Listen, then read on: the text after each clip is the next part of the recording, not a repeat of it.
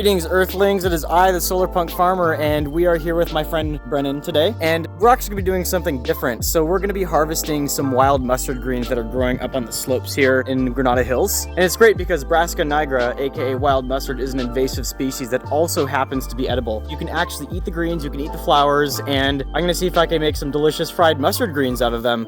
So that's what we're going to be doing. It's kind of going to be in vlog format today, so we're going to be hiking up to the spot that I found last time that has a lot of wild mustard greens going. And if we see anything interesting along the way in terms of like native plants or anything like that, we will point them out. This area was burned by the Saddle Ridge fire last year, so there's quite a bit of regrowth going on. A lot of the native plants around here are basal shooters, which means that they will re-sprout from either the base of their stems or their trunks or from the root crown. We actually came here recently and observed the regrowth, and it's been pretty cool to see everything kind of bouncing back after the fire. It's quite remarkable. We actually noticed a site last time that is going to go super bloom with Aryll lupines, so maybe we can walk by that as well and show everybody what it looks like before all the flowers start popping off. All right, so let's get going.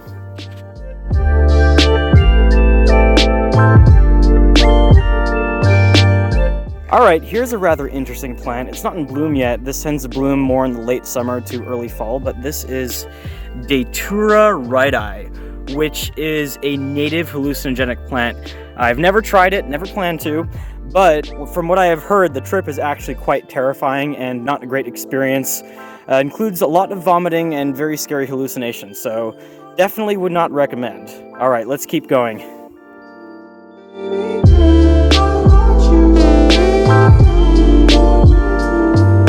Okay, here is our target species. This is black mustard, Brassica nigra. So as you can see, the flower spikes are just starting to emerge, which means this is pretty much our last chance to pick these guys before the vegetation becomes too bitter to be edible. Unfortunately, these greens right here are not of very high quality. You can see the leaves are rather small, and so it's not exactly what I'm looking for. But there's a spot further up the mountain here that has some really high quality greens that are just ripe for the picking, so that's where we're gonna go. It actually looks like we're in for a little bit of a treat, and we get to see a super bloom area without having to go to the other spot that I saw, which is in a bit of a different direction. Right here we have Aryll lupine, or Lupinus succulentus. So this produces a gorgeous spike of purple and white flowers around March through April. When I come back here in a month to do a super bloom hike, all of this will be going to flower. Actually, there's a flower spike that's already starting to emerge right here. I'll take you guys over here so you can kind of see what it looks like. Right, there it is. So this is the beginning of the post-fire super bloom here in Granada Hills, as this area was burned by the Saddle Ridge fire. So essentially what happened was we had quite a bit of rain last year, and we did get a pretty substantial bloom in this area. I don't live in the area where the infamous poppy super bloom happened. However, because we got a decent sized bloom here last year due to the rain, that led to a very high amount of seed production in these native wildflowers. And now that the fire swept through and cleared out a lot of the vegetation, it presents a perfect opportunity for native wildflowers to bloom en masse, and that's why we're having a super bloom in this area this year. And you can just see they're everywhere. Pretty much almost everything you see in this little patch right here is this native lupine.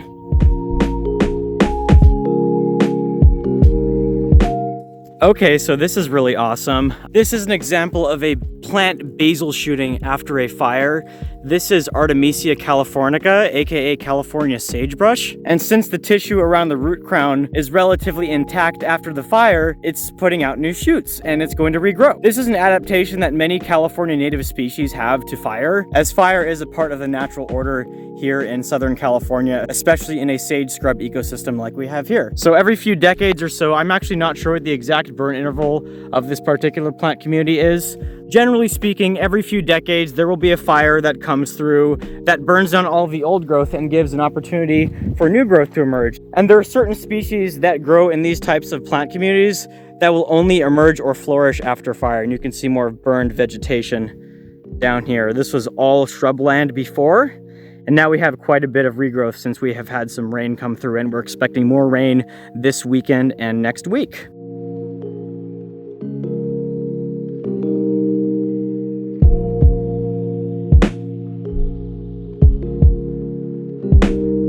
So this is what Brennan and I have to contend with. We get to hike up this very steep slope, and I get to carry that 20-pound iron digging bar so that we can uproot some mustard plants. It's actually fantastic exercise to carry this thing, and I'm glad I brought it because My arms are gonna feel absolutely great tomorrow. Anyways, I wanted to point out some more regrowth over here. This white flowering plant you see right here is one of the early bloomers after a fire, although it is also common in climax vegetation. This is Mara macrocarpus, or wild cucumber. Don't eat it, it's poisonous, but it's a pretty neat plant that tends to vine over all of the other shrub species in the area, and it produces these tiny spiky green fruits that look really strange and really threatening. Because they are, don't eat them, but cool plant nonetheless, and it is growing side by side with some more of the arroyo lupines right here. Another thing I wanted to point out really quick, and you can't really see it, but north facing slope, more shade, so more moisture, and that means more lush vegetation that was once here. And south facing slope, more sunlight, less moisture, more sclerophyllous vegetation that is adapted to semi-arid environments. So that's a pretty cool feature of the ecosystems around here. You have different plant communities that actually occur on different slopes of mountains depending on which direction that they face. Unfortunately, a lot of the areas around here are dominated by invasive species, and we will see more of those as we get further up the mountain towards the area where all the wild mustard is growing.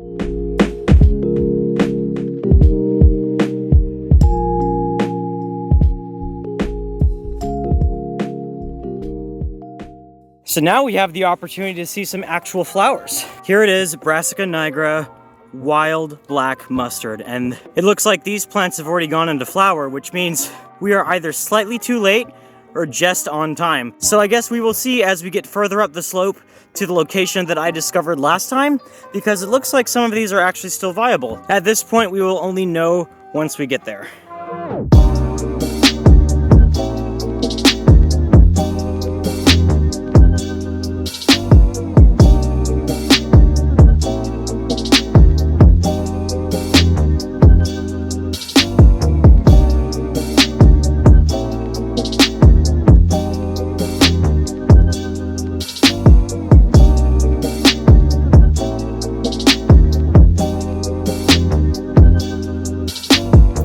All right, we've arrived at a pretty good spot. Could you sort of pan the camera around? And there's lots of mustard greens growing here that have not yet gone to flower. So this should be perfect. All right, let's do it. So here is our location, and this is mostly a mosaic of wild oats, probably Avila fatua, which is invasive, black mustard, Brassica nigra, and arroyo lupine, Lupinus succulentus. The areas around where the native plants burn are sensitive habitats, and you should definitely avoid stepping in them. Otherwise, if you're going to be walking through these invaded grassy areas, just try to avoid stepping on the lupines, because they are native and they are beneficial to the ecosystem around here, even though they are growing in a highly disturbed area. So before we get started, I did want to point something out over here. A very interesting tree species right here. This is California black walnut, Juglans californica, and it is actually listed as vulnerable by the IUCN.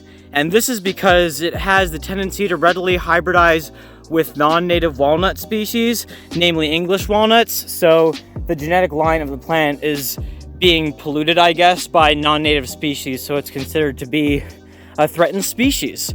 Interesting fact about it, but it grows in abundance around here, and I'm not sure how native they are. It's debatable how much of an issue it is that foreign genes are being introduced into the population, and as you can see, they are recovering quite nicely after the fire. They are another example of a fire-adapted California native tree. All right, so let's get to foraging. This area right here actually looks like a pretty good spot since not many of the mustard plants are going into bloom yet. All right, before we get started, just a little bit of important safety information that I feel the need to reiterate once more. First of all, harvest wild plants at your own risk. There are many poisonous wild plants out there that can seriously injure or kill you if you eat them, so you have to make sure you know what you're doing if you're going to do this, and you have to make sure to do your research.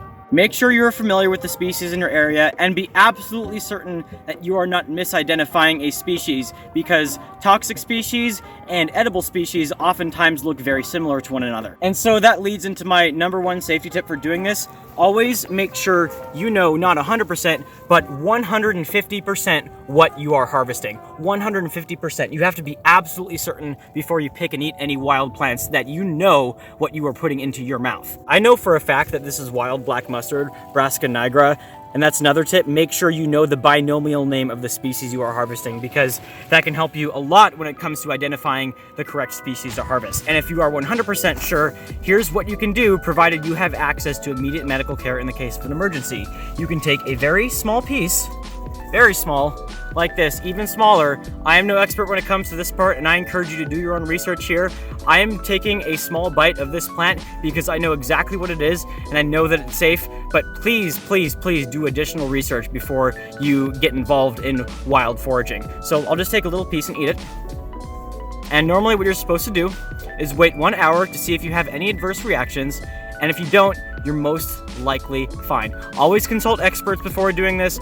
Always do your research once again and make sure you know exactly what you are doing. Just another safety tip, make sure you wear closed-toed shoes, long pants, and gloves while harvesting and picking plants, because you can't really see it very well right here, but wild black mustard actually has these tiny little hairs on the leaves and the stems of the plant that can actually irritate your skin. So it's always better to be wearing gloves when harvesting wild plants, especially ones that have defensive adaptations like this. And another important safety tip is ensure that the site that you are harvesting from does not have contaminated soil, especially if you are living in an urban area. Soils in urban locations are oftentimes contaminated with persistent organic pollutants and heavy metals. So my advice to you is to look on the United States Geological Survey's website for your area that you're harvesting from, and check the status of the soil in the area to make sure that it is not contaminated before you do any harvesting. And then of course, when you are walking through wild areas like this,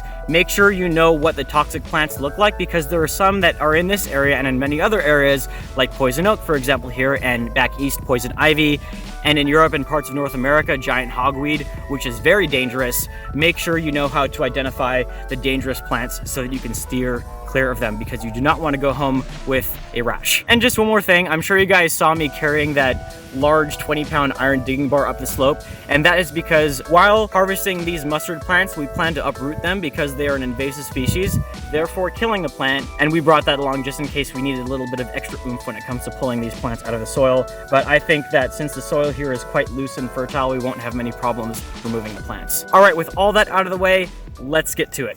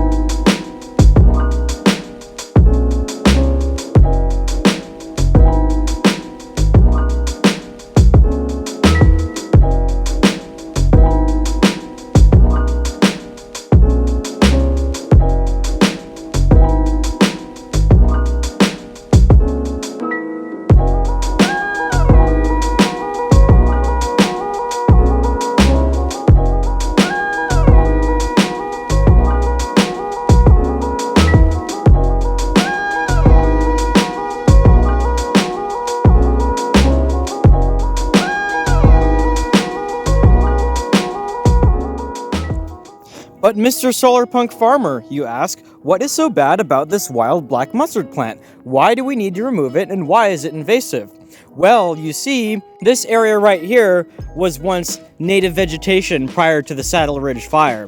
But if we take a closer look as to what's growing back, we see quite a bit of wild black mustard. So the first thing that's bad about wild black mustard is that after a fire, it has a tendency to invade native ecosystems that are in the process of regrowing and crowd out native plants that are attempting to recolonize the area. And this is very bad because once the invasive mustard moves in, all the other invasive plants start moving in, and you get a phenomenon that is typically called type conversion. That is the conversion of one ecosystem into another, which is definitely bad in this case because the invaded ecosystems have much lower biodiversity and a much lower ratio of native plant species species to non-native plant species than undisturbed native ecosystems. The second thing that is really bad about wild mustard is that it is an annual plant that dries out quite a bit after it flowers and goes to seed. It forms this very tall stature dry brush that easily catches fire and can lead to the ignition of native plant communities during a blaze. And aside from all that, it produces a ton of seeds, so it ends up spreading very rapidly to new areas. So while it may be a relative of some of our edible cultivated cousins in the brassica family, in the context of a California ecosystem, it is actually a very horrible plant to have around, and so we're actually doing our part by getting rid of it. All right, farmers, so my phone is starting to run quite low on battery, so that is going to do it for this video, unfortunately. But make sure to leave a like if you enjoyed it, and subscribe and turn on the bell icon down below so that you can receive notifications when I upload future videos. Catch you on the flip side, everyone.